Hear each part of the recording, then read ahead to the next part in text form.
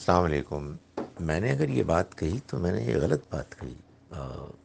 یہ بات ایسے نہیں ہے۔ اصل بات یہ ہے کہ ہم آ،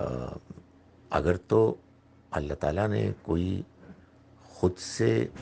قرآن مجید میں بات واضح فرمائی ہوئی ہے تو پھر تو ہم کو کوئی حق ہی نہیں ہے کہ ہم اس میں کوئی اپنی طرف سے کمی یا اضافہ کریں۔ اور اگر اللہ تعالیٰ نے کوئی بات حکمت کی بیان نہیں فرمائی ہے تو پھر ہمیں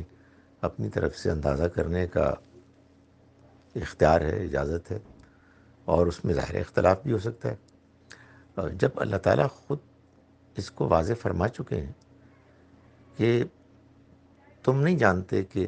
تم میں سے کون ایک دوسرے کے لیے زیادہ منفعت کا باعث بنتا ہے،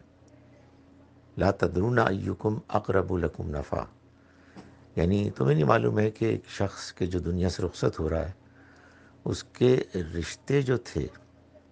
ان میں کون سے رشتے تھے کہ جو اس کے لیے زیادہ فائدے نفع کا باعث بننے والے تھے، اور کون کم نفع کا باعث بننے والے تھے۔ ظاہر ہے کہ اگر صورتحال یہ ہے کہ بیٹیوں کی شادی ہو جاتی ہے اور وہ سسرال چلی جاتی ہیں، اور بیٹے ہیں جن کے پاس والدین رہتے ہیں،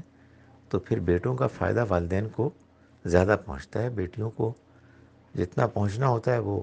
ان کی شادی سے پہلے پہنچتا ہے۔ تو اس کا پیسے مال سے کوئی تعلق ہی نہیں ہے۔ تو اس وجہ سے اگر آپ کو میری بات سے اختلاف ہوا تو بالکل ٹھیک ہوا، مجھے یہ نہیں کہنا چاہیے تھا، اس لیے کہ قرآن مجید میں اللہ تعالیٰ نے خود واضح کر دیا ہے کہ یہ جو رشتے ہیں جن کی منفعت کو اللہ تعالیٰ نے بیان کیا ہے ایک خاص پروپورشن میں، اس کی وجہ وہی ہے کہ رشتوں میں جو دوسروں کو فائدہ پہنچانے کا امکان ہے اس کو سامنے رکھ کے اللہ تعالیٰ نے بات بیان فرمائی۔